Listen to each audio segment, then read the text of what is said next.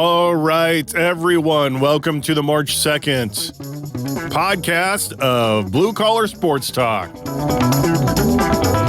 I'm Daryl. I'm going to give you a quick rundown of what we're going to throw at you today. We'll start off with Husker ladies basketball. They have a bunch of people receiving honors.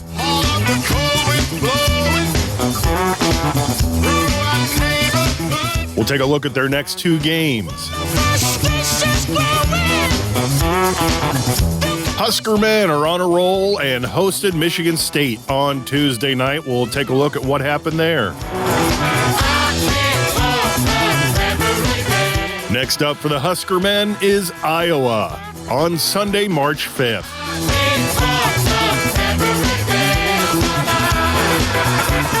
NCAA men's basketball is inching ever so close to crown a new king this year. We'll take a look at the reigning champ, Kansas' next game at Texas.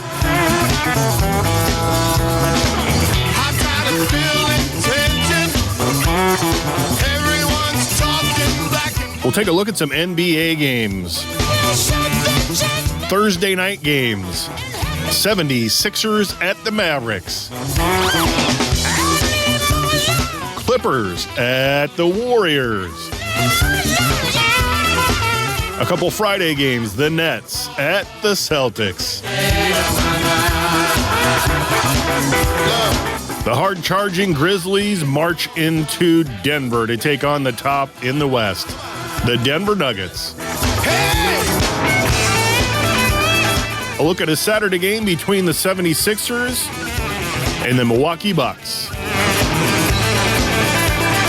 We'll also take a look at a Sunday game between the Phoenix Suns at the Dallas Mavericks. And now, here's our show.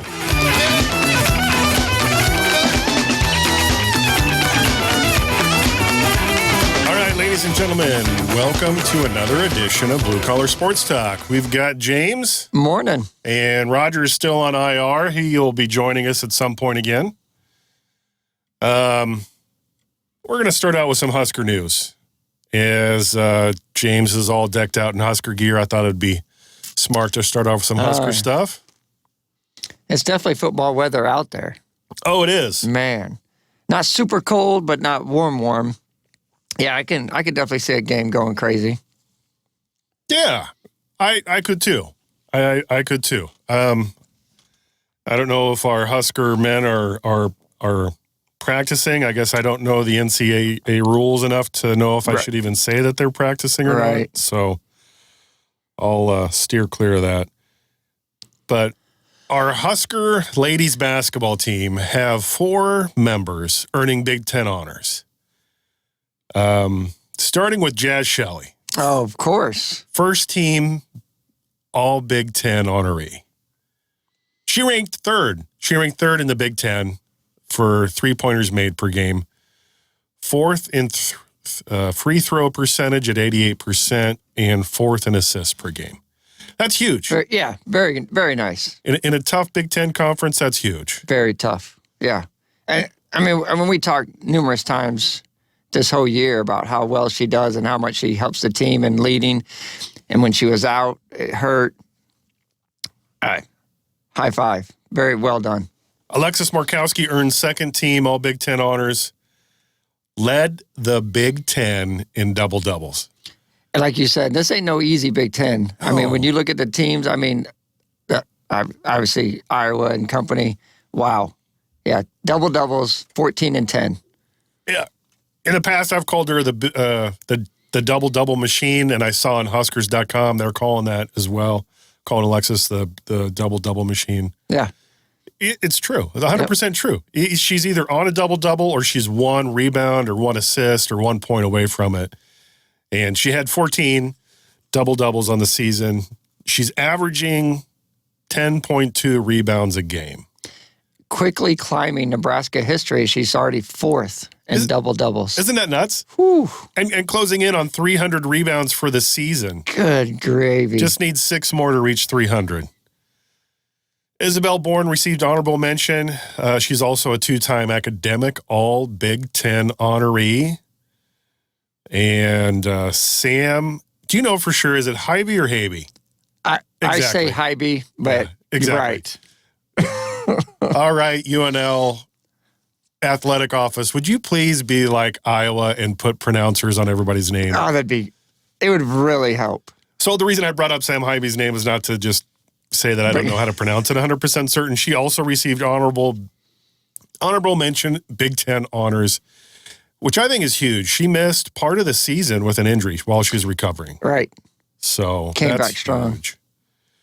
Husker Ladies are in Minneapolis at the moment. They're getting ready for the Big Ten tournament. Today they play Michigan State, 11:30 tip-off on BTN. If they advance, they will play Indiana tomorrow. And this ain't no easy one, I'll tell you that. I mean, the ladies won their last two games, which was huge, at Illinois and then home to Northwestern. Not really tune-up games, but enough to like, okay, we got a little mojo going. Need to make this happen. I hope they get it all going. I hope every single one of them is firing on all cylinders. I hope all the starters hit double figures. And this is tough, but I hope they hit 90. I hope they just come out, and I just hope they just shock the world and run through the Big Ten, including Iowa. Oh, my goodness. Right? I know. I dream big. You do, my friend. You do. I dream big. I mean, last time they played early February, Nebraska was able to come out with a 4-point victory over Michigan State, only scoring 71. So, let's get that bar up there and let's look at that 80-plus points this time. Just get it going, shooting early in this tournament. It is what it is. It's a one and done. So, every game, this is it. Yeah. You need to go in, firing all cylinders. Can't be thinking of who do we have next. Just take care of that guy right in front of you. Early in February, we did play Michigan State. We beat them 71-67. Close, tough battle. In that game, Izzy Bourne led the team with 20 points, 9 rebounds. Markowski, double-double machine, 11 points, 13 rebounds. And Sam was also a double-double player that day. 11 points, 10 rebounds. So it can be done. Oh, yeah. It can be done. Yep. So let's go, Lady Huskers.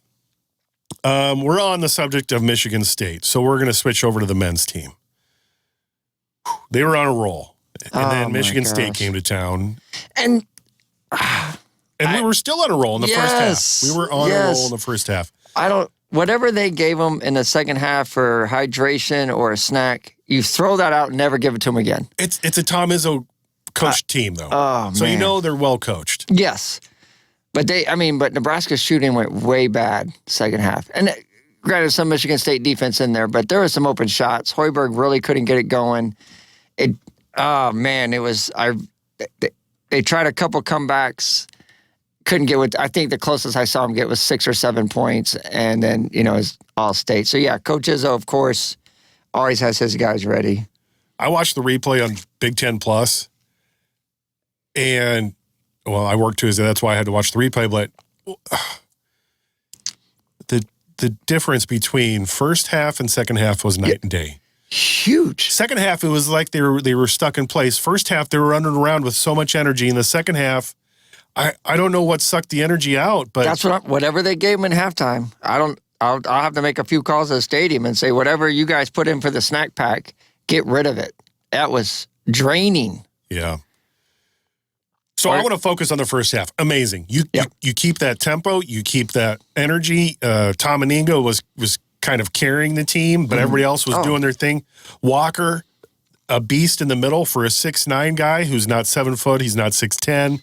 He's not 6'11". He's 6'9". 6'9". But he's a beast in the middle. And they were all doing everything great. Greisel was hustling.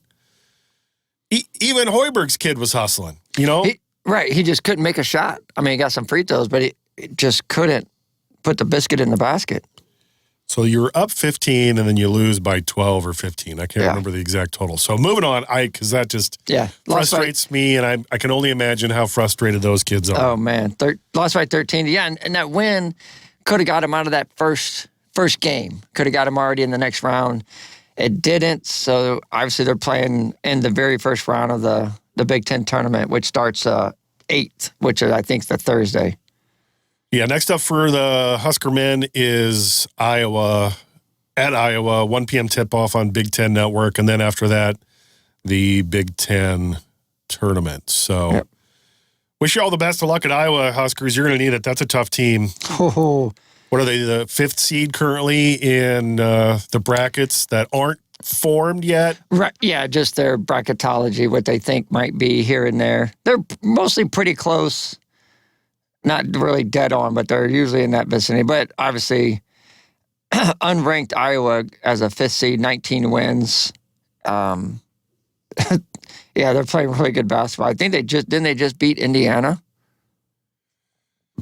Iowa is on a tear here, and they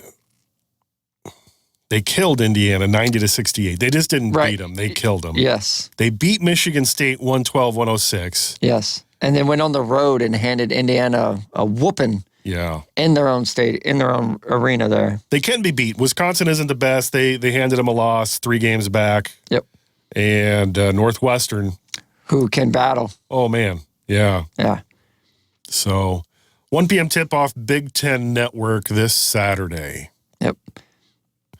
NCAA, double NCAA. Come on, Daryl. They're letters. Spit them out. NCAA men's basketball tournament inching ever so close. Yeah, so, this week we'll finish out regular season for just about all the conferences. Excuse me. And then you got your conference tournaments will start next week. ACC starts Thursday the 7th. And then the rest of the big dogs, Pac-12, Big 12, Big East, SEC, Big 10, all start 8 March. So I'm sorry, Tuesday the 7th, and then Wednesday, the 8th of March, will start their conference tournaments, which leads all the way up to, of course, Selection Sunday as we go in and get ready for that tournament and the great March Madness. So there's a lot of teams on the bubble. There's a lot of teams already in, but there's a few games left to decide where they're going to fit them all in. Right. And one of the games you wanted to talk about was the Kansas-Texas game, which is at Texas, 3 p.m. tip-off on Saturday. Yeah. Saturday, if you're a college basketball fan and listening, put your stuff to the side on Saturday. There is some huge lineup, huge games, all every conference, everywhere. Yeah. And, going with, we just picked Kansas and Texas. Alyssa, of course, wrote on here, beat Texas. Kansas is playing really well. They haven't really blown people out like they should have last few games, but they're still winning. They're currently number 3 in the country. Texas running in at number 9. Again, Big 12, really a dominant conference. 25 wins, 22 wins. This is going to be at Texas, 3 o'clock on Saturday. And one that's not on our list, you got Pitt, Miami, battling the ACC, 2 20-win teams, ranked. Arizona, UCLA, Pac-12, almost 25 wins for both teams, 4 and 8 in the country. So, yeah, this is going to be some really good basketball. Everyone's got to be ready. Like I said, if you're a college basketball fan, you know what time of year it is. It's going to be exciting. So they haven't set a line yet on this Texas home game against Kansas. But the thing that surprises me, looking at ESPN's page, is they have that predictor who they think is going to win. And they have Texas as a 70% percentile chance of winning, and I don't see it. Right, especially at 70. I give them home court. They're playing really well. Kansas has won the last 5, and yes, out of the last 5, Texas has won 2. Right, Iowa State and Oklahoma is not very good. Yeah, I'm with you also. I don't see it. I mean, is it just because they're at home? Because if you look at Texas's last 5, every single road game they lost. Right. Lost on the road at TCU, lost on the road at Baylor, lost on the road at Texas Tech. 1 at home against Iowa State, 1 at home against Oklahoma. Yeah, and Kansas won at TCU, sorry, and then they won at Oklahoma State. So I don't know. I mean, if I'm putting money down, I'm put it on Kansas. They You can't go 25-5 and not be able to win on the road, obviously. Texas scores like 3 more points a game than they do. Their defense points against is about identical. So I don't see a stat that really jumps out. My hat's off again to the Texas staff. You lose your head coach, and you're still number 9. So that makes me think of the Celtics organization. You lose your head coach, your assistant steps in, and you're still doing amazing. Right. Hats off. Yeah. Kids are so distracted nowadays. Well, so am I. 50-year-olds are so distracted nowadays. Right. People are so distracted nowadays. So again, hats off to you Texas people that are pulling this season together and keeping it going. And their first matchup, Kansas won 88-80. So, I mean, obviously that was way back in November, early in the season. Yeah, but both can ball. But right. Yeah, the 70%, I guess that's who's favored here and there. Obviously I always give the home team, especially in college. But a 70%? That's crazy. Yeah, and having a couple of the same teams that Texas lost to, TCU and Baylor. TCU and Baylor gave Kansas a little bit of a push, but, I mean, they beat TCU 63-58, so TCU can play some great defense. Oh, yeah, they do. And then Baylor 87-71, not the best defense, but they just couldn't put up as much offense. So Texas is going to have their hands full. Yeah. Anybody who meets Kansas in the tournament is going to have their hands full, and the same for Texas. I just don't think Texas is there. Right. If the brackets were set today, there's a potential for 9 Big Ten teams and 7 teams from the Big 12. Big 12 and Big 10, tough in basketball right now. Yep. Huge. And I'm just letting you guys know, when you go to do your brackets and you're looking at the SEC, just look at their history. Not very good. Have them bail out at about the Sweet 16, and you should be all right.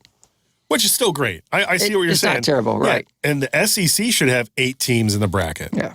The top seeds are looking like Kansas, Houston, Purdue, and Alabama. But I agree. Going deep into the tournament, I think it's going to be Big 12. Yep. And how crazy would it be to have an all Big 12 Final Four? It will. I really like this Houston team. I liked them last year. They played extremely well. They're even better, I think, this year. Obviously, it's a matchup who they face in their tournament or whatever, but I could see 3 of them being 12 and then Houston slides in. But it also depends on where they show up in the bracket, because if they're in the same bracket, it's not going to happen, obviously. So it all depends on where they're seated and where they show up and who's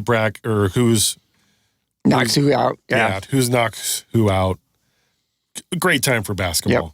And one more next would be not a top 25 matchup, but probably the college rival of all time would be North Carolina Duke play also on Saturday. And North Carolina is right on the edge. Yeah, and as a preseason number 1, starting the season off number 1 in the country. Wow. And now you're on the bubble. Last I saw, they're one of the first 4 out. They're not even in yet. That's nuts.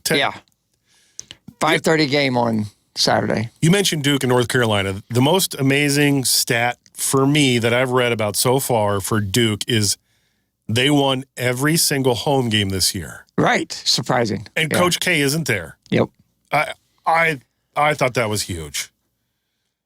I have a Kobe Bryant quote as we get closer to March Madness, and I know Kobe didn't go to college. He wasn't part of the college thing, but for basketball, for life. Okay, this is huge. The most important thing, the thing that unites all of us, is that we can inspire and challenge one another to be better.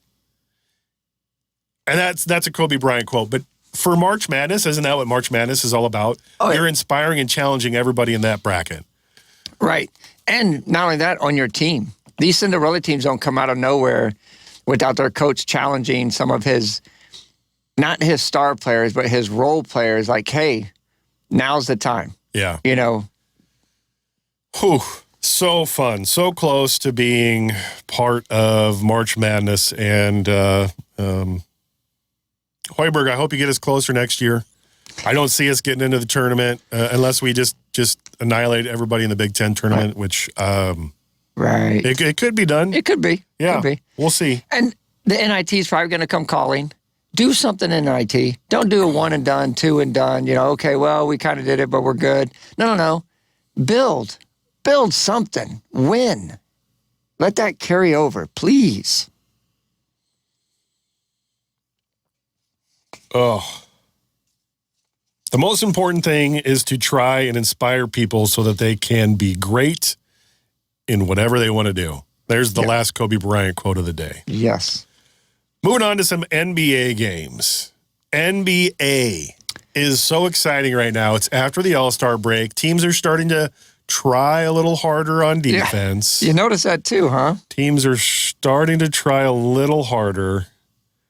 Oh, actually, one more thing. Since we touched on, we'll table the NBA for just 1 second.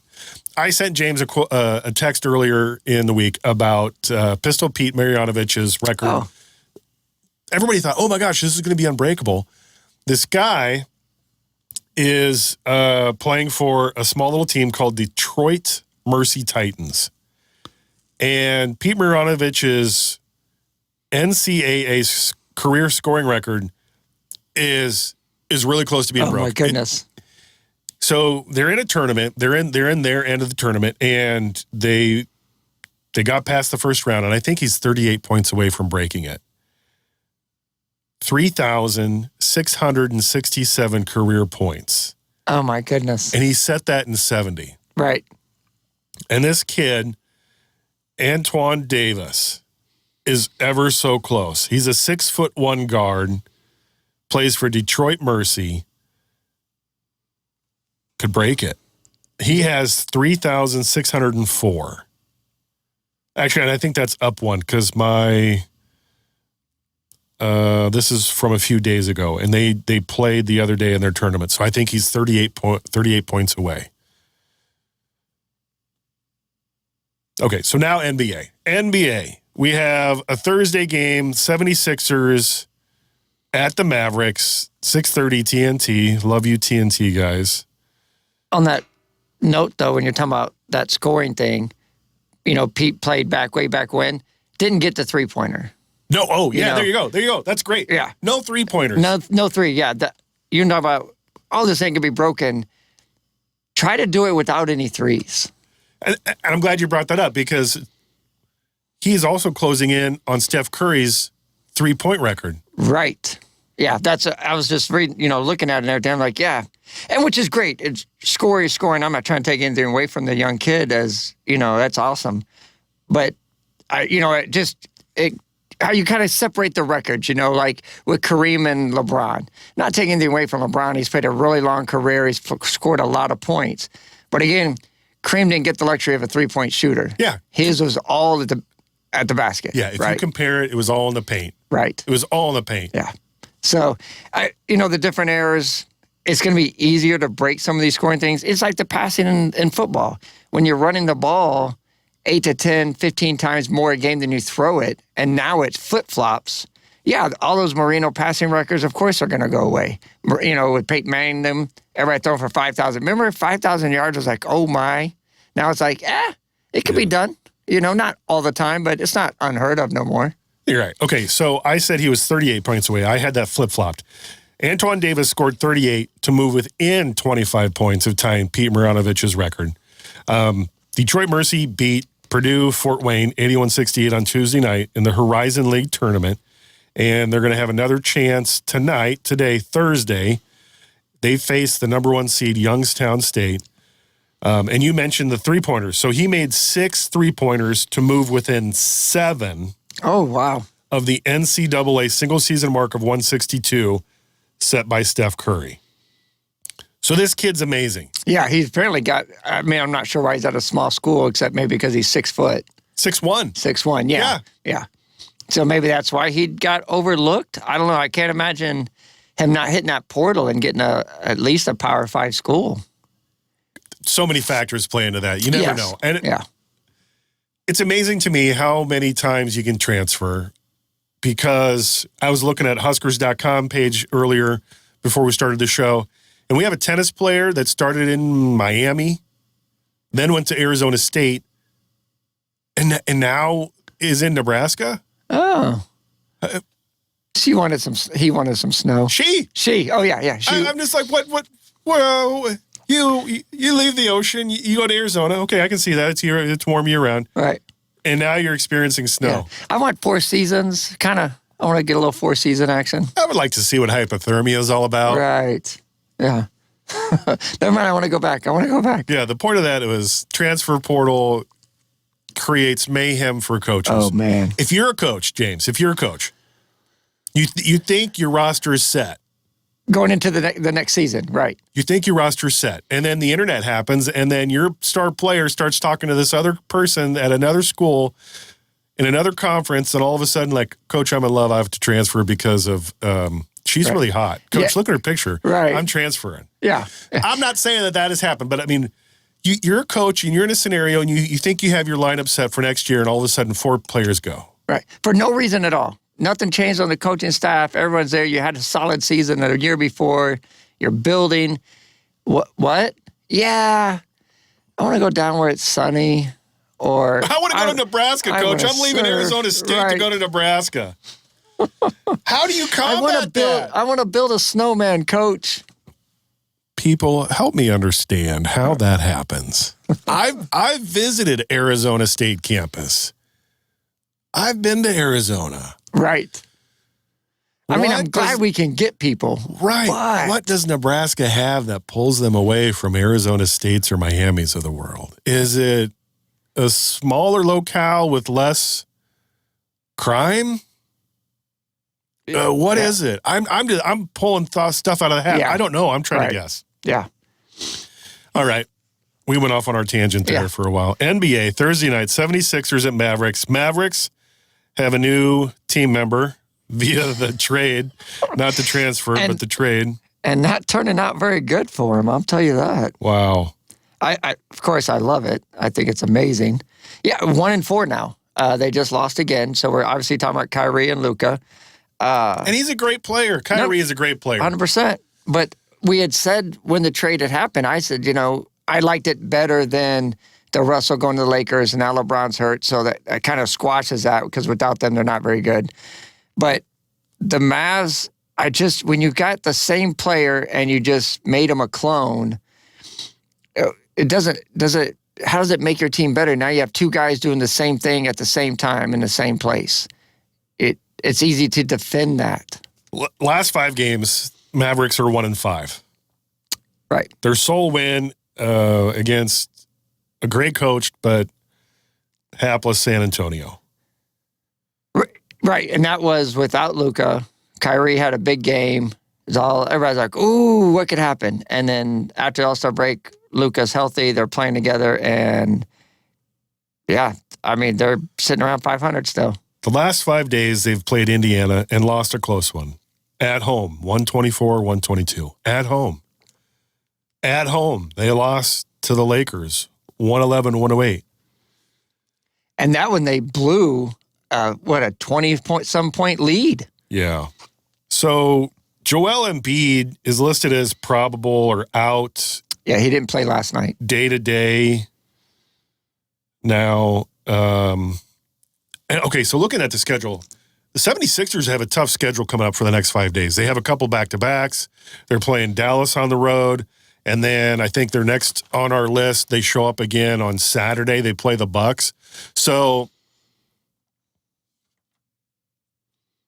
they're going to be tired. Yeah. They're going to be tired. So I don't know. Yeah. Oh, excuse me. So they played the Heat and got beat, a tough one at home. And then they just went to Miami last night without Embiid and put a whooping on them, 23 points. Right. And now going into Dallas again, like I said, a lot of momentum. They just won a huge game without him and playing a Mavericks team that really, I mean, honestly, isn't clicking. I mean, I don't get it either. They said 2 great players should be able to figure it out. They still have time, but it needs to start happening sooner than later, obviously. I feel my humble opinion means nothing to nobody, even though I have a microphone in front of my face. The Mavericks are truly missing a guy that they sent to the Knicks. a guy that Stephen A. Smith says isn't up there as a quality player. Jalen Brunson is an amazing player. He's averaging close to like 28 points. And now Stephen A. is singing that guy praises because he plays for his Knicks and went off last night for 30-plus points on 13 of 15 shooting. Yeah, we both agree about Brunson. That man is a beast. Yeah. So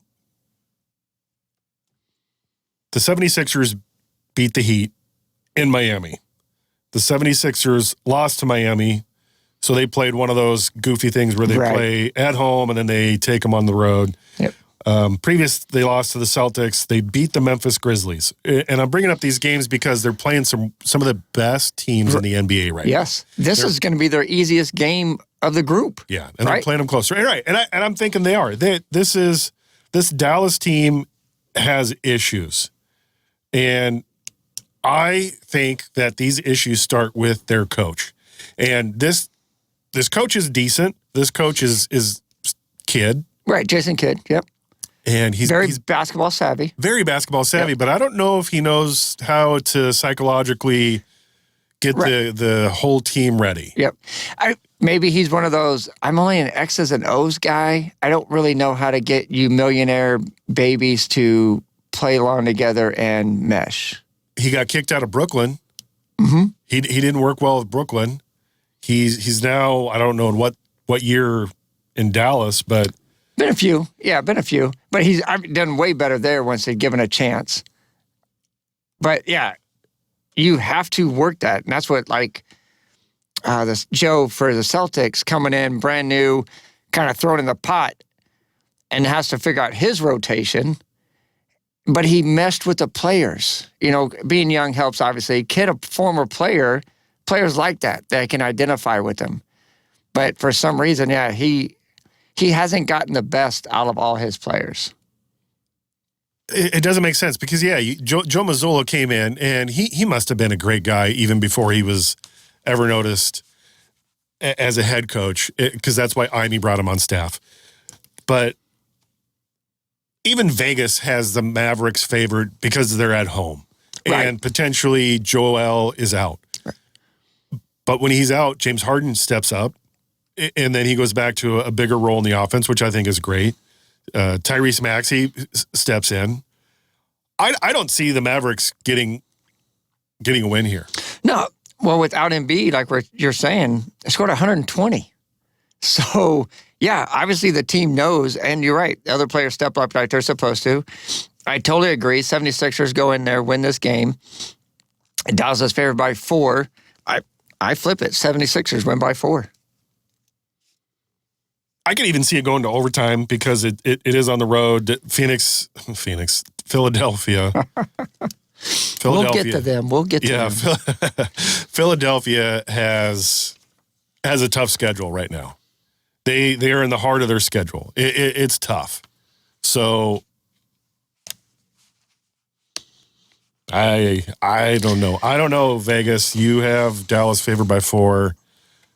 I'm taking the 76ers. Right. And, speaking of the Mavericks, all right, so obviously we talked about the 76ers. So coming up, for you Mav fans out there, they got the Suns coming to town. They got a homestand here, all right? So they got Philly at home. They're going to get the Suns and the Jazz coming to their place. You got to win 2 or 3 of these, because then you go on the road to the Pelicans, who, again, Zion's still out. You're going on the road to the Grizzlies, and then you're back home to the Grizzlies.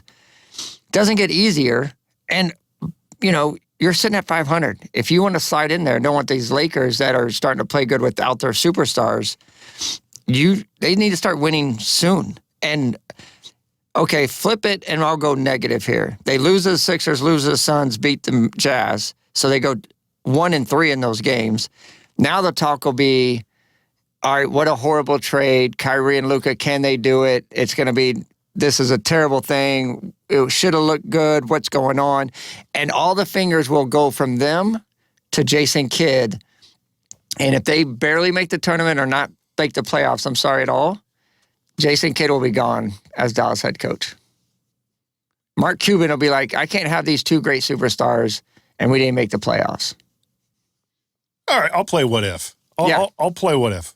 What if Jason Kidd leaves? What if Mark Cuban can lure Ime Udoka there? My whole thing, I see where you're going, but the Kyrie is the wild card. What happens next year when they, like you're saying, they bring Ime in and he's like, okay, this is what we need, this, blah, blah, blah. And one of those two guys don't buy in and demand a trade halfway through the season. Yeah, how many different teams can Kyrie go to? And all of them love him when he's on his way. Oh, you got to say all the right things, obviously. But no, I totally agree. I think Ime would be a great coach, for there if he gets everything ironed out on his side. We know he's a great coach. Look what he, did with 1 year with Boston, And it's not like the Mavericks don't have talent. There is talent on that team. This is a have-to-win game by Dallas than it is a have-to-win game by Philadelphia. 100%. Philadelphia is sitting third in the East, Fact. and Dallas is sitting seventh in the West. Yeah, fact. Yeah, so that's what I was looking at.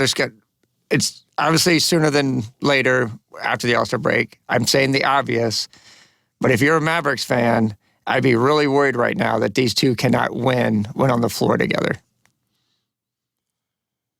I'm going to plug the Knicks one more time. I think the Knicks put up 142 points last night with the help of Jalen Brunson, with the help of a guy that they sent away before the season even started because they didn't want to pay him what they thought he was worth. So is it one of those seasons for Jalen where I'm going to prove you wrong and he's just playing out of his mind? I think no. I think he's playing to his talent level, and I think the coaches, Tom Thibodeau there, are getting everything that they can out of him. Thibodeau's one of my finalists for Coach of the Year, right there with Joe. Thibodeau, this New York team wasn't hyped up very much. They had the talent, but it was always that, what are we missing? Thibodeau has been playing extremely well, and if I'm in a 7-game series, I take the Bucks and Celtics every time. But in a 1 game, man, them Knicks can really just sneak up on you like they just did. Celtics had a horrible shooting night. The Knicks just beat them a couple days ago, where they shot I think it was 14% from threes, the worst of the season. Some of that was defensive, but some of it was Celtics were off. I don't know, whatever you want to call it. I say that the Knicks are on. The Knicks are talented. The Knicks have so much talent. And going back to Jalen Brunson, why? Because Jalen was on the Dallas Mavericks. Last night against the Brooklyn Nets, Jalen Brunson in 36 minutes, 39 points. 15 for 18 overall, 5 for 6 from the three-point line. 5 for 6. That is an amazing percentage. 15 for 18 and 5 for 6. And the guy hustles both sides. He's a two-way player. He hustles on defense. He hustles on offense. Yeah, he's Marcus Smart with a shot. He is. So Marcus is really streaky when it comes to shooting, and Jalen Brunson is not. That guy is always on. Yep. So shame on you, Mavericks front office, for sending him away and not signing him for a deal. Yeah, shame on you for sending him to the East, so now my Celtics have to face him all the time. Keep him in the West, would you please? Clippers-Warriors, 9 p.m. TNT matchup. Clippers and Warriors. Clippers, very talented. Warriors, very talented. Who figures it out?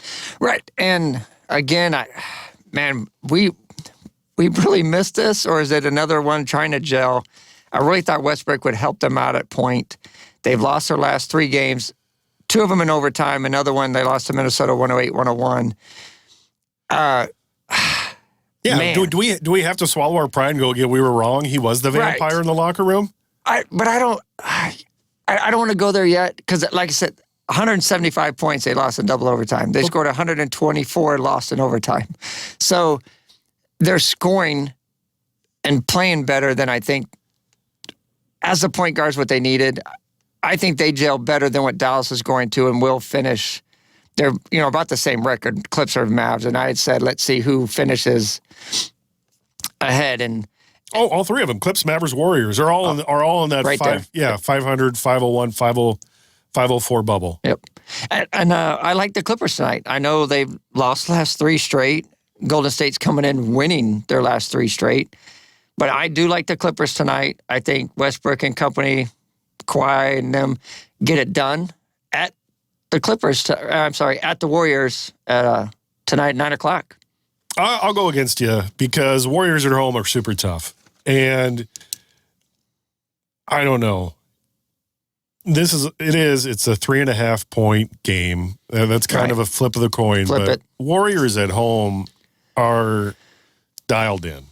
They are. They're in a 3-game homestand, won every one of them, 100-plus points every game. And for the Clippers to lose at home to Minnesota, I don't know. But the Clippers did get them the last time at home when they were in L.A. They beat them 134-124. I just see it going the other way. I see the home team getting it done tonight. And that's the only reason why. They're at home.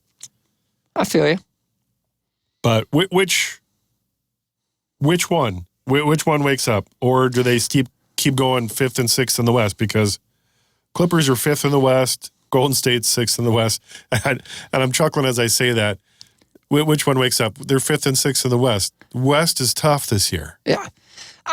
I still like the East better. I think the middle of the road East teams are better than the middle of the road West teams. Maybe I'm East biased. The West has decent, but I don't see that they're tough. They're top heavy. Obviously, when you look at Denver, Memphis is number 2, and they're getting beat different times during the night. But you have Phoenix, Golden State, Clippers, all 34 wins. And then you get Dallas, Minnesota, 32-32. But if you go to the East, your 34 win teams, there's 3 teams in the East with 40 wins. Cleveland's sitting at 39. So then you have the Knicks, who we just talked about. Brooklyn doesn't count because they lost their team, so they're going to slowly fall down. But then you have your Miami Heat and upcoming Atlanta team. And then the rest of them are 39-40 wins. So, I don't know. I just think the East has tougher teams to play. When you look at below your top teams, you still have your Cleveland, your New York Knicks, and your Miami teams that I will take over your Golden State, your Clippers, and Dallas teams. Memphis, Sacramento, Denver. Those 3 teams that you have to meet in the West every day, in and out of your conference and your division, super tough. I see what you're saying, that the East might be a little bit tougher. Milwaukee and Boston basically tied. Now Boston's a half game back. Right. But when you're looking at the top 5 in either East or West, I'm going to say they're even as far as talent and what they can get done. So I'm taking Warriors at home tonight for that one. Yep. Moving on to Friday's game, the Nets and the Celtics. Friday, another big game in the NBA for you basketball fans. Another big game, or big day, sorry. We're only going to touch a couple games, like I said, Celtics, Nets, but there's a lot of good games on Friday. And then this game's tough because, like I said, the Nets, you literally lost 3 of your biggest starters, and now you're trying to find another rotation. Where does the scoring come from? Ben Simmons is out. Right. Well, yeah. Is he? They've lost 4 or 5. They somehow beat Miami right after the All-Star, or right before the All-Star break. So I made a joke. How many teams can Kyrie go to? How many teams can Ben Simmons go to? Right. None. This is his last one. You think this is his last? Only because he's not available once again. He's in and out, injury this, injury that. And then when he is in, he's not even a 6th man. He's like a 9th guy. I can give you 12 to 14 minutes, but don't really have me do anything. I have a lot of talent, and every once in a while I'm going to go out for 14, 15 points, but most of the time I'm going to give you 5 and 5. Here's what I hope doesn't happen for Friday's game with the Celtics at the Nets. They let up because the Celtics look back in history and go, oh man, we scored 139 and we didn't even let them score 100. Right. Don't look at that. No. Go out and be hungry. Yeah. Well, you're at home, right? Yeah. So, when you're in front of that home crowd, give it to them. Let them have a show. Let those third-string guys, the bottom of the bench guys, play the last 6 minutes of the game because you are up 39 points. So, I'm all for that. And I said, I mean, the Nets have lost 4. They've given up 131, 129, 118, and 142 last night to the Knicks. So all the writing's on the wall that Vegas better watch out. There's a lot of money going to go down on the Celtics. So it could. The Celtics this year have won some games that they needed to have won, but they've also lost some games that you just look at them and go, how did you let them go by you? So if they don't put up at least 110 against the Nets. Oh, geez. Yeah. I'm thinking 120, but you're right. Yeah. I mean, 110 should be like on the low side, right? That's a good fun ESPN matchup. So right. ESPN is great at coverage. What I don't like about ESPN, and this is my little tangent, I use a Dish app to watch ESPN. Well, Dish had some issues this week, and you couldn't log in because every time you go to the ESPN, they want you to authenticate your account. For the last, I'll say, prior to last night, for about 6 days, 5-6 days, you couldn't log into your Dish account to pay a bill. You couldn't log into any ESPN app, whether it was on Roku or on your phone or whatnot, to watch any ESPN. Oh, my. And it was a Dish issue. But because ESPN wants you to authenticate every time it logs in, it wouldn't allow it. But I could watch TNT through a Dish login. Right. That was really frustrating. Oh, I bet, especially when we do stuff like this. You're like, I just want to watch some sports. Yeah. Oh, I was super frustrated. Yeah. Go ahead. I bet ESPN wish they had flex scheduling because I'm sure they would flex this out and grab like that Suns Bulls or even that Knicks Heat game instead of this Celtics Nets game. That's probably not, people are going to be changing the channel by halftime if it goes the way it should, right? Right.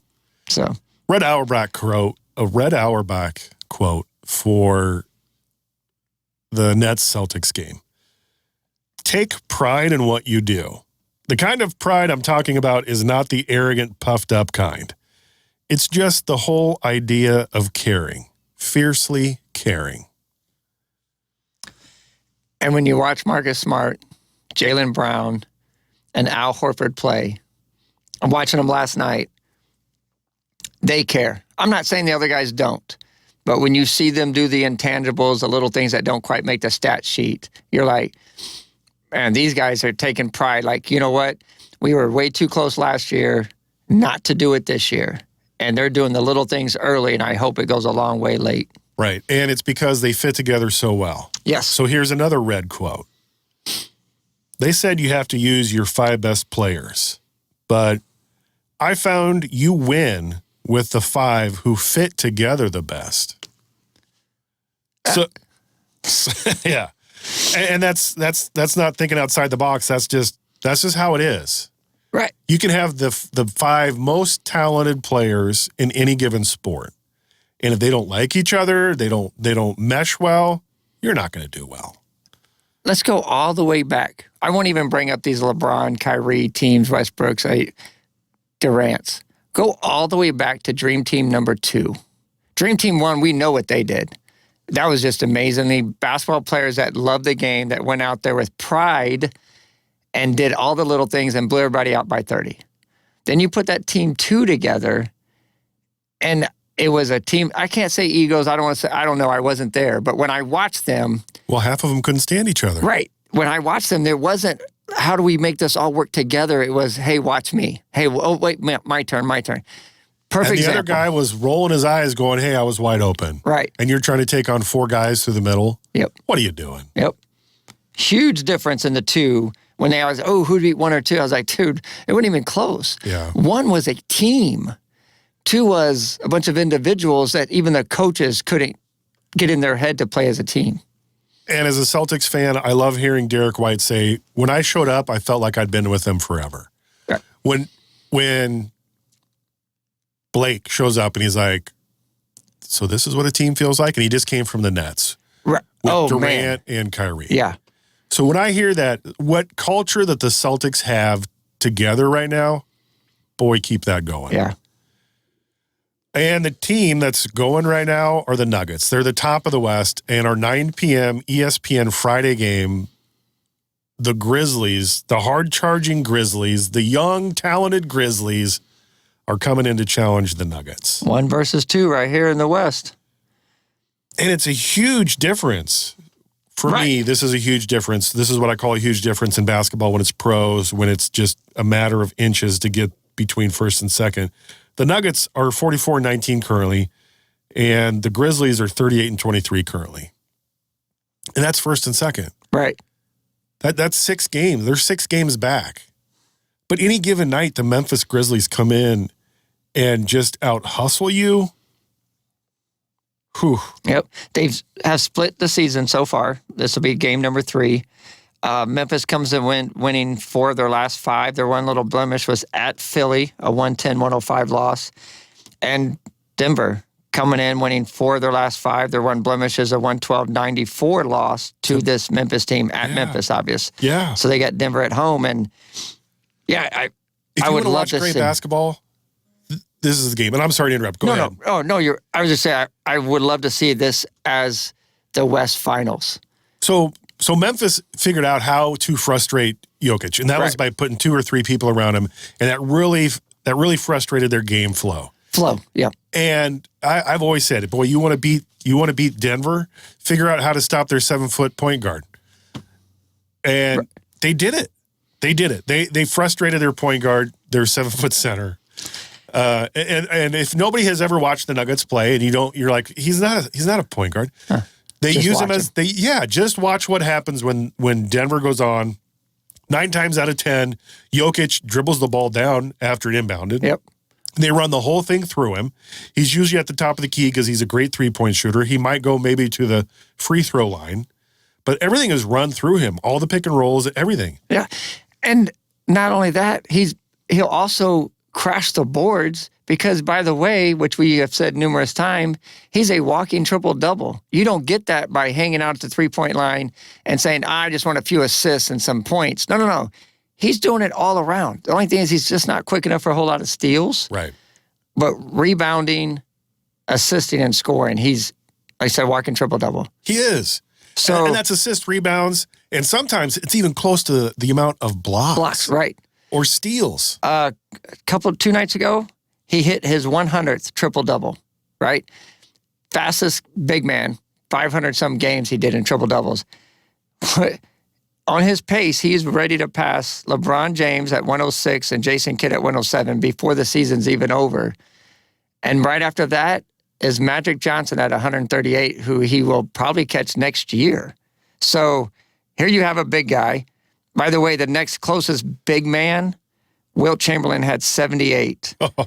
And then on this top list, Giannis has 32. That's the gap. That's rarefied air right there. Huge rare, yeah. So you have a 7-foot, like you're saying, a center battling LeBron James, Jason Kidd, and Magic, climbing them on the triple-double list. Wow. Yeah, so I said, if you want to beat Denver, you got to stop Jokic. So if the Memphis Grizzlies come in and do the same thing, if Denver doesn't make any adjustments and the Memphis Grizzlies frustrate Jokic, double team him, adjust their spacing to the point where the Nuggets can't get what they wanted to get done with their pick and roll game.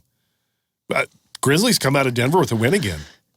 Right. I just like Denver at home. I do too. I think the Nuggets get it done at home. Yeah.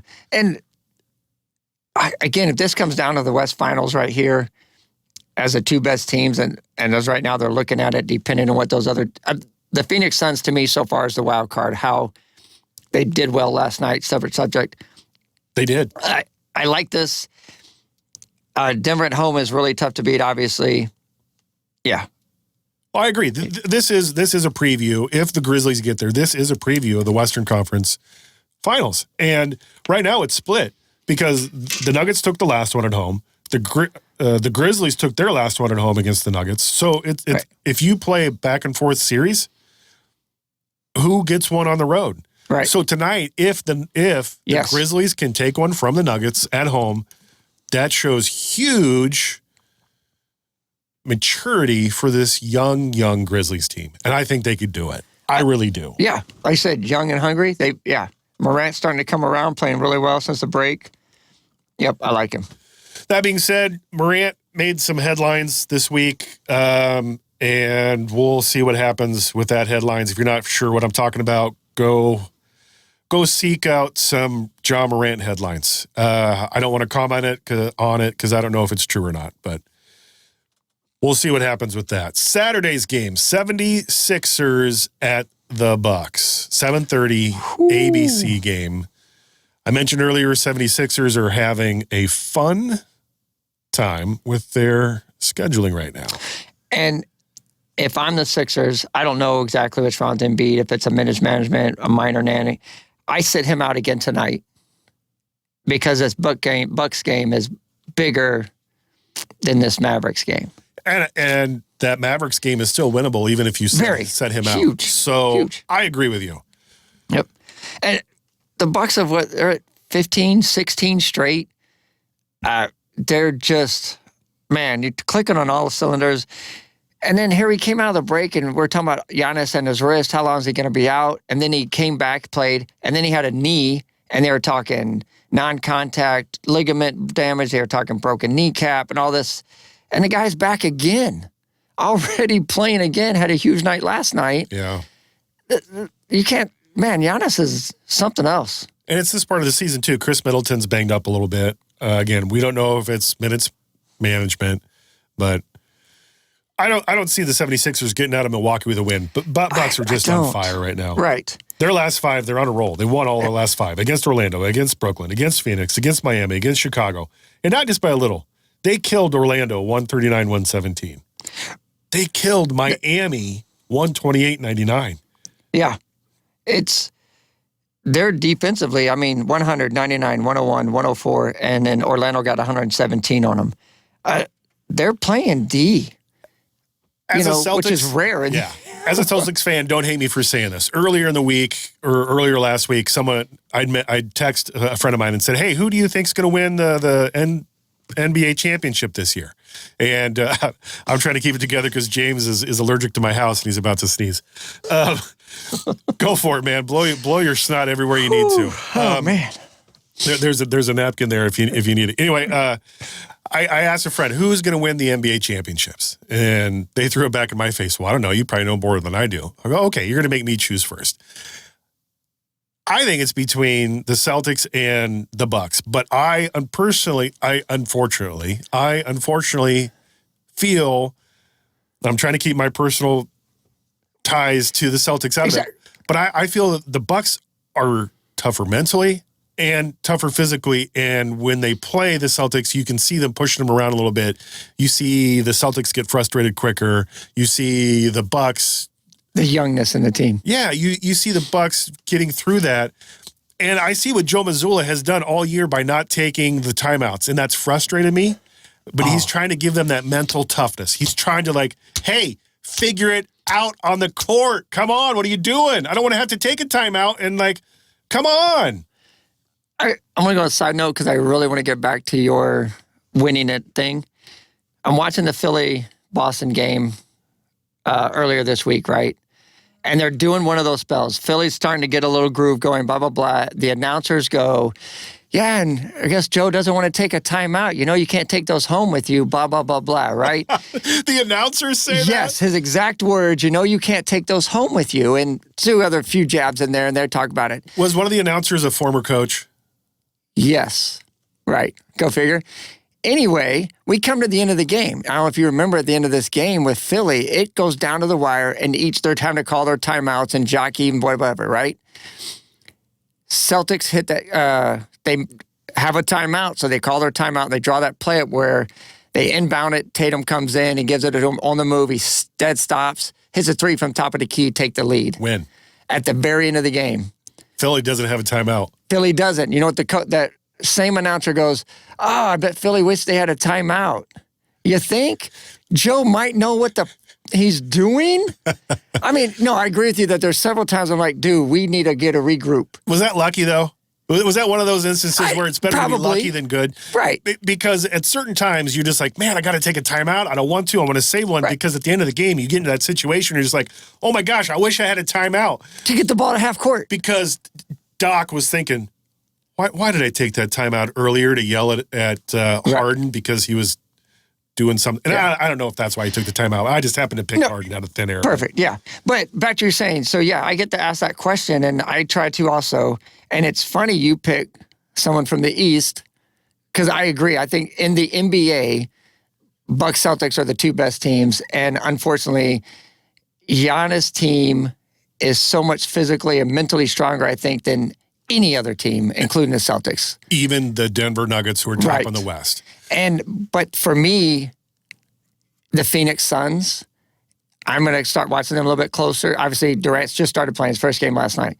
I want to see how they start gelling, because if they start in this groove and 8, 9 in a row where those 3, 4 guys are like, okay, this is working, if I'm Denver, I'm already starting to put game tape together to figure out how we're going to slow those guys down. Suns, yeah. Scary looking on paper, right. Let me see. But right now, yeah, I'm with you. Unfortunately. Of all the trades that happen, Kyrie doesn't, so far, of all the trades that have happened so far, Kyrie doesn't impress me going to the Dallas Mavericks. And it's partially because of the coach, and I don't think they gel. Durant can gel anywhere. Durant gelled with Westbrook back in the day on the Thunder. And Harden. Yes. Durant gelled with all the Nets. Oh, hold on. I'm getting ahead of myself. Durant gelled with all the Warriors, including Andre Iguodala, who's probably the best field general that isn't a coach yet. And Green. That's who I was going next. Tough to get along with to begin with. And Thompson. He fit in with the Thompson. He fit in with the Curry. And everybody scored. And Green still had some animosity, but he let it go. He won. He's like, we're going to win. End of the season, I'm out. I'm out. Right. I'm sorry, guys, but I got to go. He gelled with him, though. He did. Easily, right. There wasn't this learning thing of, oh my gosh, where's my shots and how do I fit in? And, oh, is it Curry's team? Is it Durant's team? No, there's none of that. Dude, I'm just here to play basketball and win games. And he goes to the Nets, and then he gets teamed up with some of the same people. He gels with them. Some of the other players don't gel with other players. Now, with the Suns. Same thing. He's going to gel with them. He's going to make everybody around him better. That's not happening with Kyrie. Mm-mm. And he makes it look, and that's why I've always liked Kevin Durant, and that's why I think he makes it look, like you said, so seamless. Like, dude, when did he get there? Oh, like a month ago. Really? Like they've been playing together for like 3 years. No, just barely been there a month, and they already, got 9-2. So Steve Kerr makes this joke like, well, it's so easy when I have these great players. Well, some great coaches have had some great players, and they don't have the consistency winning like you do. So what he said is partially right, but you still have to coach these great players. Yeah. And I bring that up because Luke Walton was named interim coach of the year or whatever when he did what he did when Steve Kerr was dealing with back pain, but he couldn't do anything when he left. Right. And he went to a very talented Lakers team. Yeah. And obviously they didn't buy him because he's, barely 30-some years old. So, like you said, you're right. It's easy to coach great players, but they also still have to be coachable. And I don't know. I mean, we named McMillan with the Hawks. Great young team. Has some talent there, and they show flashes, and then you're like, okay, now what team is this? Yeah, it gets back to that Red Auerbach quote. They said you have to use your 5 best players, but I found you win with the 5 who fit together the best. Right. It's true. And also, another Kobe Bryant quote, I have nothing in common with lazy people who blame others for their lack of success. And I feel a lot of the animosity in the NBA about players that don't mesh goes into that. Yes. If you're lazy in practice and another player is trying to get better and trying to figure out something, and you're just like, I got to Instagram or I got to text somebody or I don't need that practice. Practice. We're talking about practice. Right. Iverson aside, could probably do that. Anybody else who wants to get better? No. Oh, Put in the work. Get better. Let your team get better. Carmelo. Where is Carmelo right now? Lazy. I just want to stand out here, shoot. I'll dribble some. Right. Dude, I need you to play a little D. It's not really my strong suit, but I shoot well. How many years was he tops of the scoring in the NBA? Right. How many rings does he have? Sorry, Carmelo. Great player. Great shooter. That's where I'm at with you. But, yeah. Sunday game, Suns at Mavericks, noon, ABC. Wow. I'm excited for this one. Thankfully, I will not be at work, but I will check this game out. Mainly because, I really want to see how Durant and Booker go. Booker goes off last night. I think at 38, 40-some points. Durant only played like 26 minutes, I think. He had 23 points in 26 minutes. But I think he's going to make Booker, not only Chris Paul, but I think he's going to make Booker so much better with just them going against each other in practice, seeing stuff, a little veteran talk. I really would like to see the Suns go into Dallas and say, hey, we got the better of the Nets. Appreciate you. I want to see Durant put up 60. I want to see Booker put up 60. I want to see everybody put up 60, and I want to see them just shut down Kyrie. Yeah. Because Durant's like, dude, I went to Brooklyn with you. This was our plan, and you bailed on me. And oh, by the way, I got the better situation, so I'm putting 60 up on you, just to let you know. At the tip, I'm putting 60 up on you. That's going to be a fun matchup, no matter what happens. I don't see Kyrie and Luka combining for 40 apiece. But I bring that up because they have the ability to do that. But will they? I don't know if they can coexist. Any final thoughts on the NBA? No, the Mavericks have won 2 out of 3. Obviously, this is before the additions and subtractions that each has made to their own team. The last one was January 26th. The Mavs beat them 99-95 at Phoenix. So this is the return trip to Dallas. Again, way different rosters, so let's see. Another game on Sunday we're not talking about is the Warriors-Lakers. AD and LeBron was out. They won their 3rd game this year without either one of those. Schroeder went off. If the Lakers can start putting this together without their leader, the Lakers could be a formidable foe. If those role players start understanding where they're at, they played extremely well last night. This Warriors-Lakers game on Sunday, I think go a long way. One, obviously for the Warriors, are you guys going to make your push for the playoffs, move up in the seeds? Or the Lakers, hey, are you guys going to be for real and make a push and see if you make the playoffs? Yeah. So that's another one to take an interesting look at. Fun time for basketball. I love it. Oh, my goodness. Yeah. It's not called March Madness on accident. Just saying. So. Final thoughts. Yeah. Well, before we do that, I want to talk a little bit about the XFL. To be honest, I'm still having problems trying to find out where the stats are. But. So a coworker, Alex, showed me, hey, go to their website, xfl.com. And it must have just popped up overnight because I went there and I couldn't find them. Yeah, well, and I don't know if I accidentally clicked on the previous ownership's XFL page. Oh, okay. Because that was still out there, and maybe that's been wiped now. Maybe it hasn't. But I found some stats, and I'm glad there's stats out there. What I'm not glad is they don't have it broken down by game. They have it grouped together, all lumped together, all the stats as players, compiled as a whole group, not this is what I did last game, this is what the whole overall game is. Yep.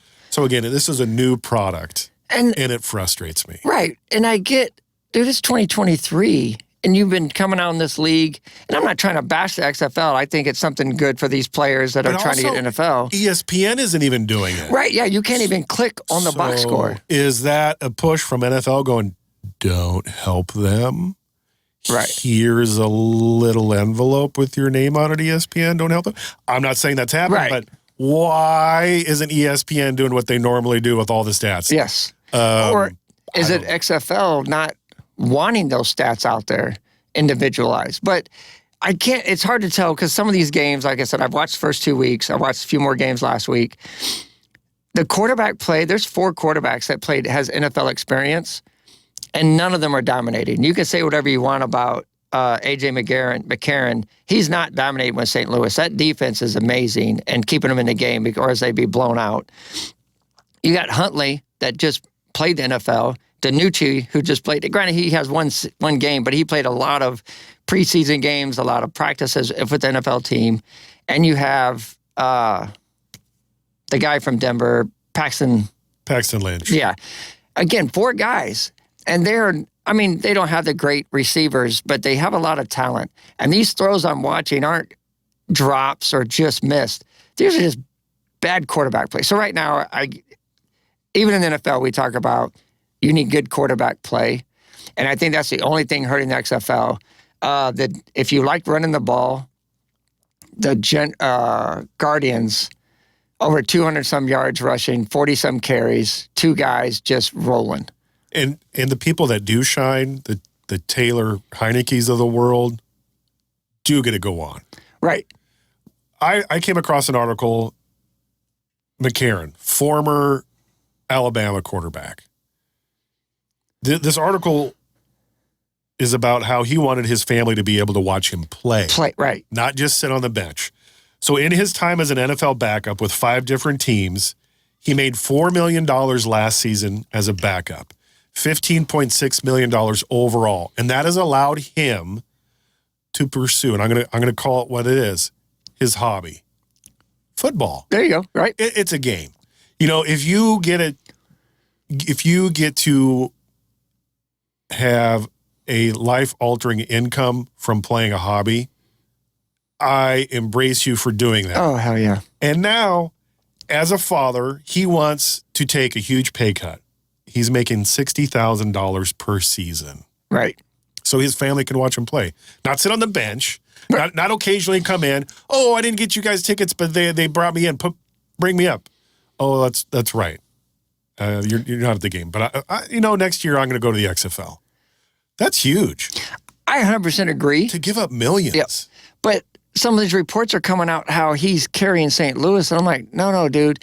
The first game they came back and the defense scored 2 touchdowns and you won by 4 points. You know what I'm saying? So I'm not taking anything away A.J. McCarron, but there's a reason he was a career backup. I'm not saying that he's carrying him. I'm agreeing with you. I agree when you said that he's not carrying the team, that he's just a name. I just happened to see this article and I found it amazing that as a backup in however many seasons he's been there, he's accumulated a $15 million income. Nuts. Yeah. And now that's allowed him to take $60,000 a year, still have a nice lifestyle, so his team can play. Yep. I bring that up because not all of these players have that. No. Yeah. A lot of these players are new. A lot of these players were on the rookie minimum. A lot of these players were cut. A lot of these players were practice league. Some haven't played a football game in 2 years. Yeah. Yeah. So imagine their struggles getting from place to place, yearly being able to just make ends meet paycheck to paycheck. And probably having a second job. Yeah, because this $60,000 in this day and age in 2023 isn't a lot. Mm-mm. And yeah, especially with a family. Oh, right. Yeah. Oh. And the games are good. They do have a different kickoff system, which we talked about, the punts and stuff like that. But the games are good. I mean, those guys are out there giving it all. You can see it. There's some nice runs, some nice tackling, some big-time plays down the field. They've had several. They kind of adapted the college thing, but at the last 2 minutes on a first down, the clock stops, but not during the game, not earlier in the game. So kind of help those comebacks come along. And, I mean, you're seeing hustle, you're seeing smart plays. My one critique of the XFL this early in the season would be this. I like the all access. Okay, you're hearing them call the plays, right? You'll hear the coach call in a 20-word play or whatever, and then the quarterback spits it back out, whatever, right? At the same time, you're hearing all these coaches talking to their player. The announcers are talking. Of course, the announcers need their airtime of talk about this players that from here and blah, blah, blah, blah. But why are you overlapping them? Then turn off one or the other. Yeah. Either turn off the all access or be quiet while they're doing it, because I'm interested in the play or the call. We got a bug in the studio and we're all trying to grab it. It's funny. But yeah, I agree. don't overtalk each other. You know what I'm Too saying? much information. Right. Too much information muddies the waters. Yes. So if you're giving, and I'm gonna boil it down to a simplest form. If you're giving your child instructions, if you give them too much information, you've lost them. Right. If you just give them, hey, would you take this bowl and put it in the kitchen in the sink? Done. Okay. And it's the same for pro players. If you give a player too much information, you're just like, oh, man, I lost you. I'm sorry. Right. Well, we're going to go with my plan. We're just going with this. Yeah. Yeah. Don't overlap the sounds. Just give me one or the other. I felt the same way when NFL Network, or not NFL Network, the NFL went to Prime, Amazon Prime on Thursdays. The first few broadcasts, I had to shut the sound off. Oh, it man. just wasn't there yet. Yeah. So whoever stepped up on the sound engineer game for the NFL Prime Thursday, kudos to you. But XFL, unfortunately, I haven't been able to watch it. It's been going on when I'm at work, and I've been too busy. But also to try to catch up after the fact has been really frustrating for me. And I don't know what or how things can be changed to make it better. Yep. And this week you have a Saturday game and then 3 Sunday games. So busy Sunday. But here we go. We'll do today in sports history. Speaking of the basketball, 1962, Wilt Chamberlain for the Philadelphia Sixers. Do you want to guess what he did on this day? One of the big things he's superly known for? Was this the 100-point game? 100-point game. Yes, it is. Nailed it. 169-147 win over the Knicks. He was 36 of 63 from the field and 28 for 32 from the free throw line. 100 points, 1962. Also, 1962. ain't that crazy? Again, no threes. No. None. But also they got together as a team and said, hey, we're going to get Wilt a 100-point game. Everybody just feed it to him. Just keep giving him the ball. But how tired would you be at the end of that? Oh, goodness. Yeah, I don't think he came out the game when you put up 69 shots. Good grief. In 2004, the Colts signed, we talk about, so it's free agency time. So all these quarterbacks are looking at this big money and this guaranteed, right? Yeah. And it's triple digits plus. So we're talking 250, 300 millions. 04. I'm trying to get there. Go ahead. Yep. 04, Peyton Manning signed a 7-year deal, $98 million. And that's still a lot of money. Right. And he had a $34 million signing bonus. At that time was the largest to date in the NFL. And I'm like, wow. $34 million signing bonus? 34, yeah. That's nuts. Yes. That is nuts. Yep. And then so we got a little baseball for you, Roger. In 2012, obviously that's not baseball season yet, but on this day in 2012, the baseball confirms they're going to extend the playoffs from 8 teams to 10. So here we are 11 years later. We got the 2 extra teams in the playoffs now, from the 8 normal teams to now we went to 10. And on that same day in 2012, the NFL says, yes, there was actually a bounty program in New Orleans from the 09 to 11 season, and Sean Payton was suspended for the entire 2012 season. That seems a lot longer ago. Granted, it was 10 years, but it does. Yeah, I remember that bounty gate for a while. Yeah, and it was unfortunate that he had to sit out for a season. Now he's going to be the head coach of my Broncos, which I can't wait for. Baseball. Spring ball is going on right now. And also Roger's favorite time of the year for baseball, because of the World Baseball Classic, is coming up. Yep. March 7th. Fox Sports 1. Yes. 11 p.m. Eastern start time, so 10 p.m. Central start time. If you like good international baseball, World Baseball Classic, check it out. My final thought is, I don't know if when we were doing this podcast, if any at the University of Nebraska ever listened to us, but they have decided to play volleyball in Memorial Stadium, and Trev Alberts said what I thought.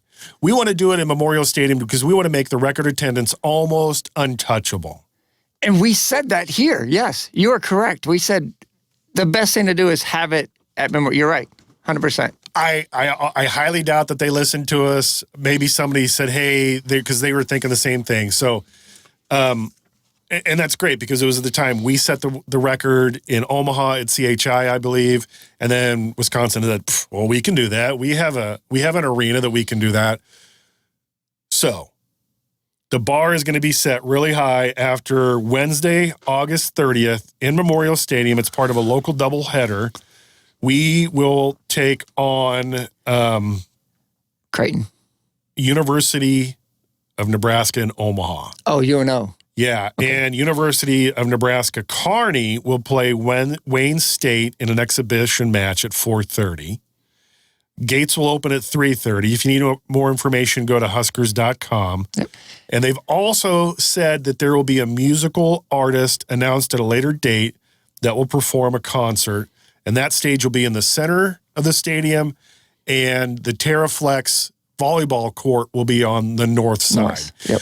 So my hopes is Husker Vision will be in full effect, and there's not going to be a bad seat in the house. So you can watch all the action, no matter where you're at. Pack Memorial. I'd say 85 easy. I have concerns. But I could see 90. Wind and weather and heat. Yeah, it's August, in the evening. August. Right. You could have a really hot day. You could have a really windy day. You could have a thunderstorm day. Okay, well, I hope I didn't just jinx it and the powers of the universe, God, all that. Please let us have a really nice day and like maybe 1 mile per hour wind. Yeah, and even if it's not great volleyball, you're still going to get 85 point in there because us Nebraska fans are all about attendance record, obviously. So I see them packing it. Even if it's sprinkling, raining, they're like, you know what?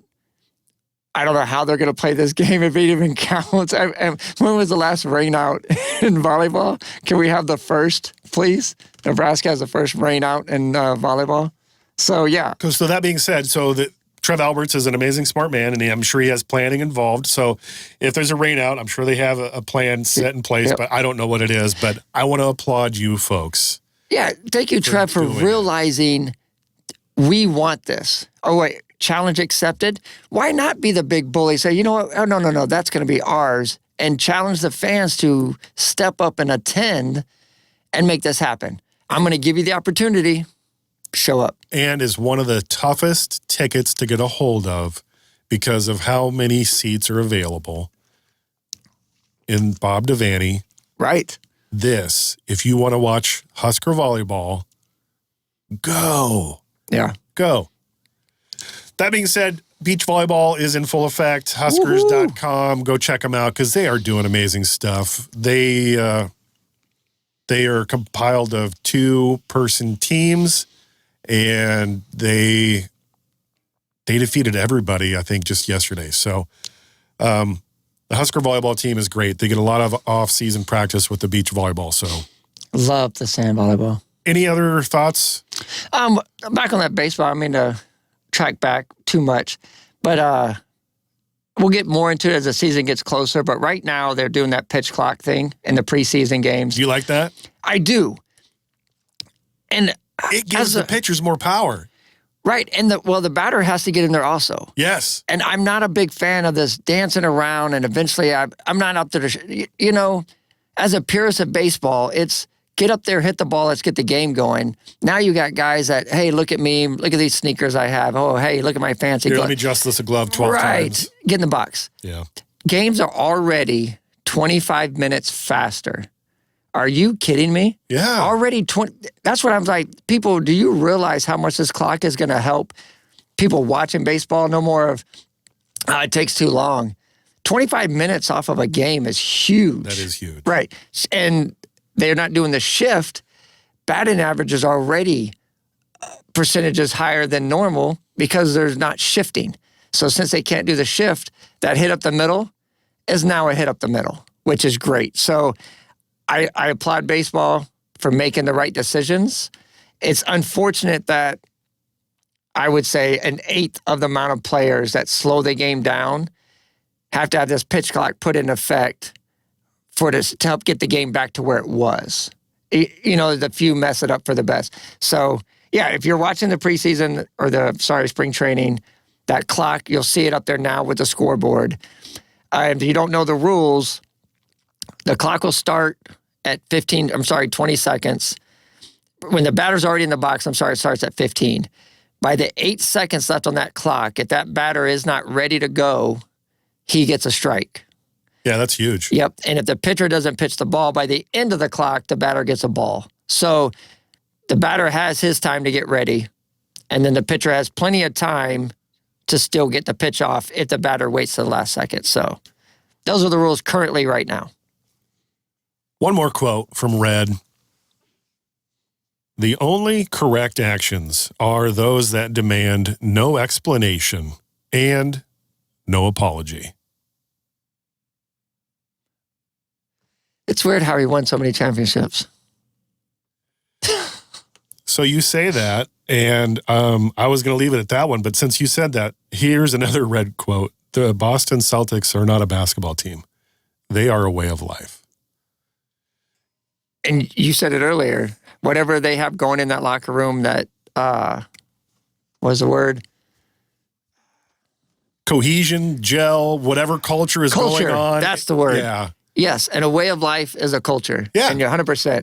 Right now, they're finally back to that. They are. That we can see the culture is nice. Oh, it's great. Yeah, I love it. If you have the chance and if you have HBO, I want you all to check out the series on the Lakers. And it's not a documentary. No, not even close. It's fiction, but they allude to the Celtics being so good because when Jerry Buss wanted to buy the Lakers, he's like, I want to do what the Celtics are doing. And he even has a meeting with a Red Auerbach. Again, this is not real. It's story, but I can totally see Red being like, I forget his name. The actor that played it did an amazing job. I could definitely see that as Red's attitude towards the Lakers. And Buss. Well, yeah, I'm not going to give you the winning recipe. Right. Figure it out. I love it. I would be aloof and standoffish too. Yep. Yeah. Hey, kudos for you for having the cojones to come over here and ask me. Right. Figure it out. It's not rocket science because it's a game, but there's a lot of psychology involved because not everybody can do it. So, yeah, Red, great job. That being said, for Blue Collar Sports Talk, I'm Daryl. See ya. Go watch some sports.